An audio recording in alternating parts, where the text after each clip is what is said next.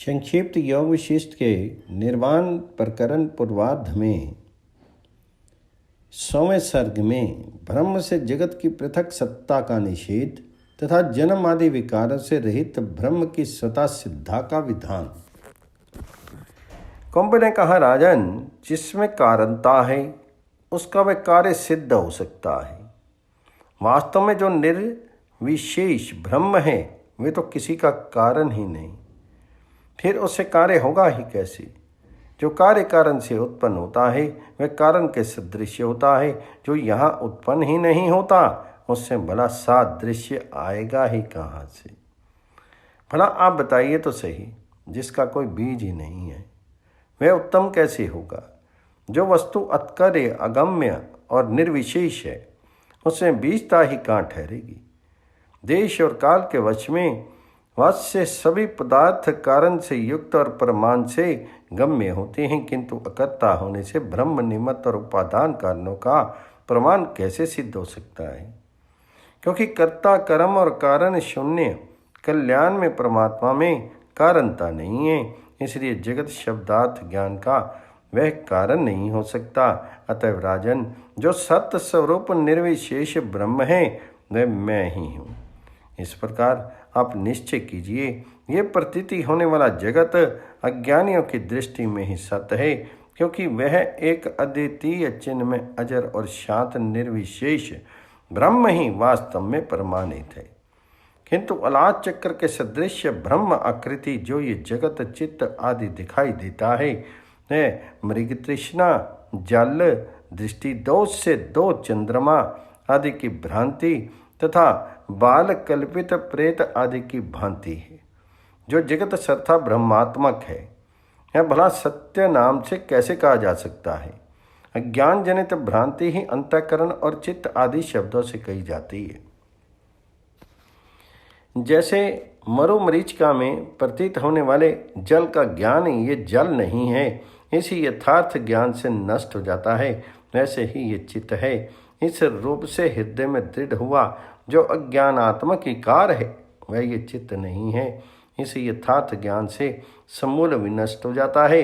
जैसे अज्ञान ब्रह्म से उत्पन्न हुई रज्जु में सर्प रूपता यह सर्प नहीं है, इस तरह के हृदय में दृढ़ हुए यथार्थ ज्ञान से नष्ट हो जाती है। वैसे ही आत्मा में अज्ञान ब्रह्म से उत्पन्न हुआ मनोरूप चित्त ये चित्त नहीं है, इस तरह के हृदय में दृढ़ हुए यथार्थ विज्ञान से विनष्ट हो जाता है। मन, बुद्धि, चित्त, अहंकार आदि सारे पदार्थ हृदय में अज्ञान से उत्पन्न हुए हैं। वस्तुतः इस जगत में चित्त नहीं है और इसी तरह अहंकार आदि से संयुक्त देह आदि कुछ भी नहीं है, किंतु एकांत निर्मल एक आत्मा ही है। अज्ञानी जीवों के द्वारा ही अज्ञान से मन, बुद्धि, चित्त, अहंकार की रचना की गई है, किंतु आज आपने संकल्प के अभाव के द्वारा उन सब का परित्याग कर दिया है, क्योंकि जो पदार्थ संकल्प से आता है उसका संकल्प का अभाव होते ही विनाश हो जाता है। जैसे जल से समुद्र परिपूर्ण है वैसे ही सच्चिदानंद घन परमात्म तत्व से इस सारा संसार परिपूर्ण है।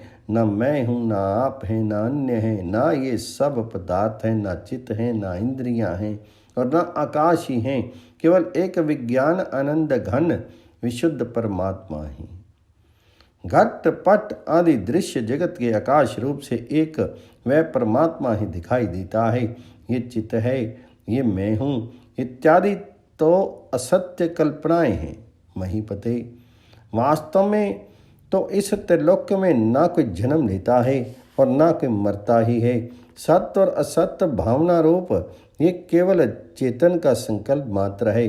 जब वास्तव में एक सर्वात्मक व्यापक ब्रह्म परमात्मा ही प्रकट है तब द्वित्व और एकत्व कैसे रह सकते हैं और कैसे संशय तथा ब्रह्म ही रह सकता है? मित्र, केवल निर्मल अनंत परमात्म स्वरूप आपका ना तो कुछ विनष्ट हो सकता है और ना कुछ बढ़ ही जा सकता है, क्योंकि जो अजन्मा, अजर, अनादि, अद्वितीय, विशुद्ध, सदा एक रस चिन्ह में संकल्प रहित सत्य स्वरूप वस्तु है वही परमात्म तत्व है। राजा शिखीध्वज की ज्ञान में दृढ़ स्थिति तथा जीवन मुक्ति में चित्तराहित्य एवं तत्व स्थिति का वर्णन सर्ग 101। श्री विशेष जी कहते हैं, रघुकुल भूषण राम, इस प्रकार कुंभ के स्वाभाविक वचनों पर विचार करके राजा शिखीध्वज उसी क्षण स्वयं पद में स्थित हो गए। फिर तो उनके मन और नेत्रों का व्यापार बंद हो गया, वाणी शांत हो गई तथा वे ध्यानस्थ होकर के मनन करने लगे। उस समय उनके शीर के सभी अवयव ऐसे निश्चल हो गए मानो शिलातर पर खुदी हुई कोई मूर्ति हो। महाबाहो, तदनंतर 2 ही घड़ी के बाद जब उनकी ध्यान मुद्रा भंग हुई और वे विकसित नेत्रों से कुंभ की ओर देखने लगे, तब कुंभ रूपणी चूड़ाला ने राजा से प्रश्न करना आरंभ किया। कुंभ ने पूछा, राजन, जो अत्यंत प्रकाशमान, शुद्ध, विस्तृत एवं निर्मल है तथा जो निर्विकल्प समाधि में स्थित रहने वाले योगियों के लिए सुंदर शैया के समान है, उस आत्म पद में आपको आदर आनंद पूर्वक विश्रांति प्राप्त हो चुकी ना? आपका अंतःकरण प्रबुद्ध हो गया ना? आपने भ्रांति का परित्याग कर दिया ना? ज्ञातव्य का ज्ञान प्राप्त कर लिया और द्रष्टव्य वस्तु देख ली ना? शिखीध्वज बोले, भगवान, आपकी कृपा से मुझे उस महती पदवी का साक्षात्कार हो गया जो नित्यानंद की भूमिका और समस्त उत्कर्षों की प्रकाष्ठा है। अहो, जाने योग्य वस्तु के ज्ञान से संपन्न संत महात्माओं का संग अपूर्व एवं सर्वोत्तम अमृत में होता है, अतः सर्वोत्कृष्ट फल प्रदान करने वाला है। प्रभु, जिस महाअमृत की उपलब्धि मुझे सारे जन्म में भी नहीं हुई, वही आज आपके समागम से अनायास ही सुलभ हो गई। परंतु कमल लोचन, इस अनंत आद्य एवं अमृत स्वरूप आत्म पद की प्राप्ति मुझे पहले ही क्यों नहीं होगी? कुंभ ने कहा, राजन, जब भोग इच्छाओं का परित्याग कर देने से मन पूर्णतः शांत हो जाता है और संपूर्ण इंद्रिय गणों के भोग रूप दोषों की निवृत्ति हो जाती है, तब चित्त में उपदेश की विमल उक्तियाँ उसी प्रकार स्थित हो जाती हैं जैसे शुद्ध स्वच्छ वस्त्र पर कुमकुम मिश्रित जल के छींटे। कमल नयन, आपके अपने वासना स्वरूप अनंत दोषों का जो अनेक जन्मों के शीरों द्वारा संग्रहित किए हुए थे, परिपाक आज प्रकट हुआ है। साधु शिरोमणि, काल द्वारा परिपक्व होकर के संपूर्ण दोष शरीर से निकल जाते हैं। सके, शीर से वासनात्मक दोषों के निकल जाने पर गुरुदेव जो कुछ निर्मल उपदेश देते हैं, वे शीघ्र ही अंतःकरण में प्रविष्ट हो जाता है। महामते, दोषों का परिपाक संपन्न हो जाने पर आज मैंने आपको उद्बुद्ध किया है। इसी कारण आज ही आपके अज्ञान का विनाश हो गया। आज आपके सभी दोष परिपक्व होकर नष्ट हो गए।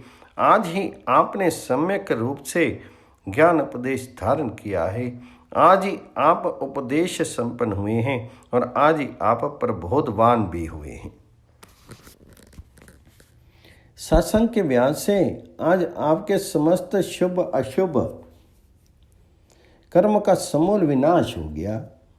महीपते, जब तक किस दिन का पूर्व भाग बीत रहा था, तब तक आपके चित्त में ये मैं हूँ, ये मेरा है, ऐसा अज्ञान वर्तमान था।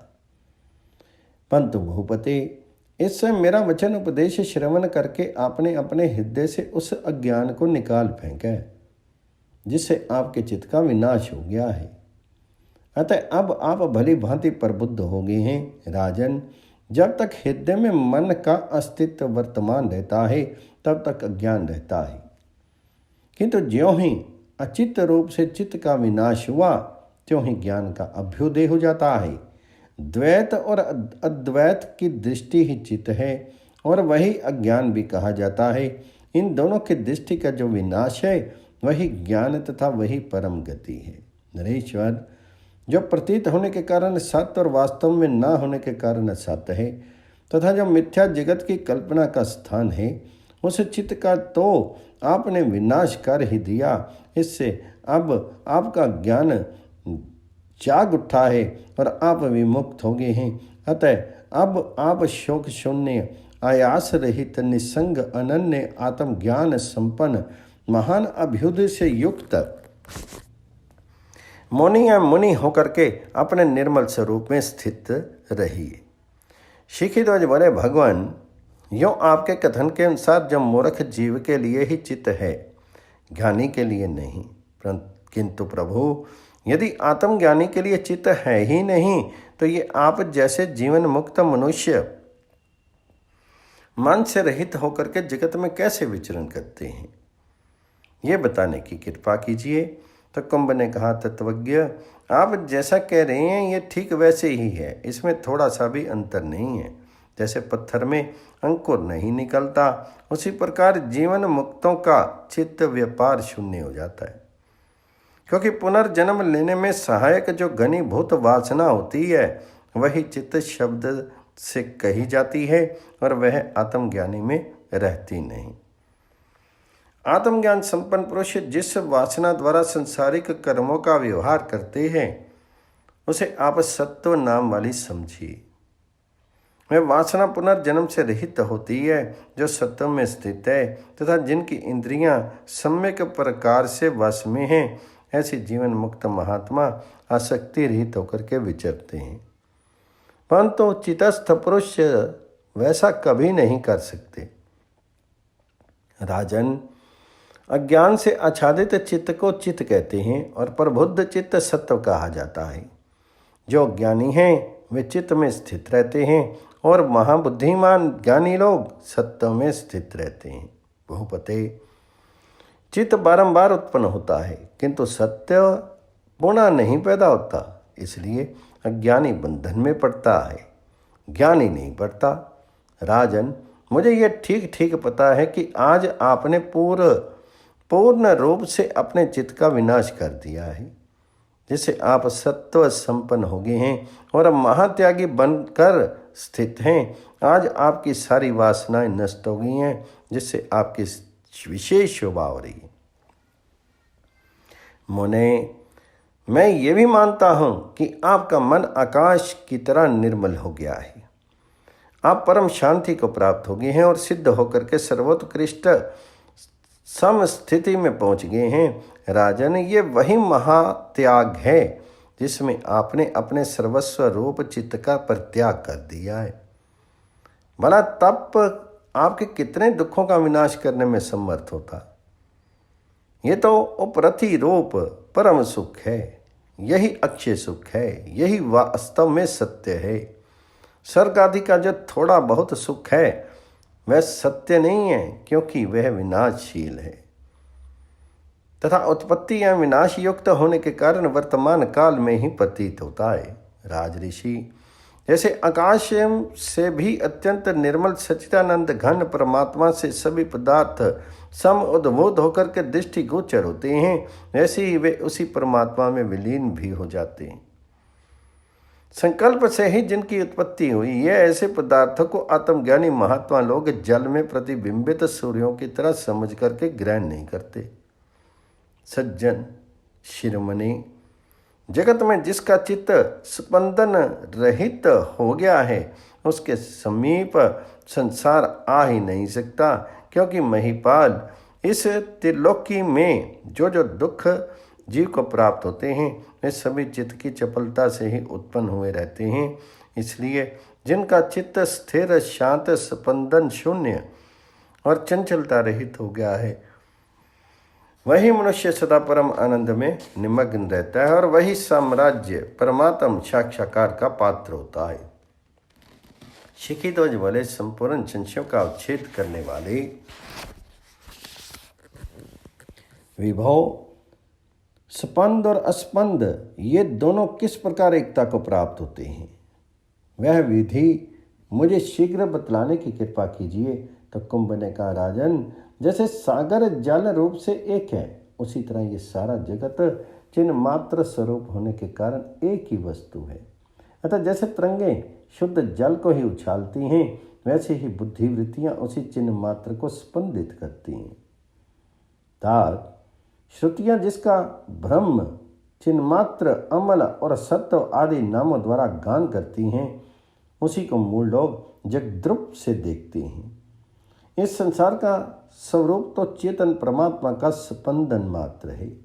इसलिए यथार्थ दृष्टि वालों के लिए तो इसका विनाश ही हो जाता है, परंतु जिन्हें यथार्थ दृष्टि की प्राप्ति नहीं हुई है, ऐसे पुरुषों को रज्जु में सर्प भ्रांति की भांति ये ब्रह्म रूप से ही प्रतीत होता है। जैसे चक्षुरिंद्रिय के दोष रहित होने पर एक ही चंद्रमा दृष्टि गोचर होता है, उसी तरह निरंतर शास्त्रों के अभ्यास और सत्पुरुषों के संग से जब समय पाकर के चित्त शुद्ध हो जाता है, तब एकमात्र चेतन परमात्मा के स्वरूप का अनुभव होता है। साधो, आप आदि मध्य से रहित स्वस्वरूप को प्राप्त हो चुके हैं। देह आदि रूपों में आपका भेदभाव नहीं रह गया है। आप महान चेतन स्वरूप हो गए हैं और आपका शोक नष्ट हो गया है। अतः अब आप अपने उसी पद में प्रविष्ट हुए स्थित रहिए। सर्ग 101 समाप्त हुआ। 102वें सर्ग में कुंभ के अंतर्हित हो जाने पर राजा शिखीध्वज का कुछ काल तक विचार करने के पश्चात समाधिस्थ होना, चुड़ाला का घर जाकर के 3 दिन के बाद पुनः लौटना, राजा के शिविर में प्रवेश करके उन्हें जगाना और राजा के साथ उनका वार्तालाप। कुंभ ने कहा, महाराज शिखीध्वज, जिस प्रकार ये संपूर्ण विश्व उत्पन्न होता है, जैसे विलीन हो जाता है, मैं सारा का सारा वृत्तांत मैंने आपसे वर्णन कर दिया। इसे सुनकर के, समझ करके तथा मनन करके स्पष्ट रूप से प्रत्यक्ष प्राप्त परम पद में आप स्वेच्छा के अनुसार स्थित रहिए। संकल्प परंपरा से तथा किसी भी वस्तु की अभिलाषा से रहित आपको सदा आत्मदृष्टि में ही स्थित रहना चाहिए, क्योंकि यही दृष्टि परम पावन है। तो श्री विशेष जी कहते हैं, रघुनंदन, कुंभ के यो कहने पर राजा शिखीध्वज हाथ में फूल लेकर के कुंभ को प्रणाम करने के लिए प्रतिवचन बोलना चाहते थे कि तब तक कुंभ अंतर्ध्यान हो गई। इस प्रकार कुंभ के अंतर्हित हो जाने पर राजा को बड़ा आश्चर्य हुआ। वे उसी विस्मय उत्पादक घटना का विचार करते हुए चित्रलिखित से अवाक रह गए। फिर वे ये सोचने लगे, अहो, ब्रह्मा की लीला बड़ी विचित्र है। जब कुंभ के ब्याज से मुझे सदा अभ्युदय स्वरूप ब्रह्म का ज्ञान प्राप्त हुआ, अहो, उन देव कुमार ने मुझको अत्यंत सुंदर एवं युक्ति युक्त उपदेश दिया, जिसके प्रभाव से चिरकाल से मोह निद्रा में व्याकुल पड़ा हुआ मैं प्रबुद्ध हो गया हूँ। अहो, कहाँ तो मैं कर्म जाल रूपी दलदल में जो यह करना चाहिए, ये नहीं करना चाहिए, इस प्रकार के मिथ्या विभ्रम का चक्र रूप है, विशेष रूप से फंसा हुआ था। कहाँ मुझे ऐसी साम्राज्य पदवी प्राप्त हो गई जो सत्ता, शीतल, शुद्ध, शांत और अमृत उद्भव सुधाकर की भांति आनंदजनक है। इसलिए अब मैं पूर्ण शांति का अनुभव कर रहा हूँ, पूर्णता तृप्त हो रहा हूँ और केवल आनंद में ही स्थित हूँ। मेरे मन में अब तृण के अग्रभाग के बराबर भी इच्छा शेष नहीं रह गई है। मैं अपने वास्तविक स्वरूप में स्थित हो गया हूँ। यह विचार करते हुए राजा शिखीध्वज, जिनका अंतःकरण वासनाओं से शून्य हो गया था, मौन होकर के इस प्रकार बैठ गए मानो पत्थर पर खुदी हुई कोई प्रतिमा हो। तत्पश्चात उस निर्विकल्प एवं निराश्रय मौन अवस्था में अचल रूप से प्रतिष्ठित होकर के वे पर्वत के शिखर की भांति स्थित हो गए। रघुकुल भूषण राम, इस प्रकार इधर राजा शिखीध्वज तो निर्विकल्प समाधि में स्थित होने के कारण काष्ठ और दीवाल की तरह निश्चेष्ट हो गए। उधर अब चुड़ाला की बात सुनिए। वह उस कुंभ वेश से अपने स्वामी राजा शिखीध्वज को प्रबुद्ध करके स्वयं अंतर्हित हो गई और बड़े वेग से उछल करके आकाश में जा पहुंची। वहां उसने माया द्वारा विरचित देवपुत्र की आकृति का परित्याग कर दिया और ऐसा सुंदर स्त्री रूप धारण कर लिया जो समझदार पुरुषों को भी मुग्ध कर देने वाला था। फिर तो वह आकाश मार्ग से अपने नगर में जा पहुंची और उसी क्षण अपने अंतःपुर में प्रविष्ट हो गई। तत्पश्चात लोगों के सामने प्रकट होकर के राज्य कार्य करने लगी। 3 दिन बीतने के बाद वह पुनः आकाश में जाकर के योग बल से कुंभ रूप में परिणित होगी और राजा शिखीध्वज के वन में जा पहुंची।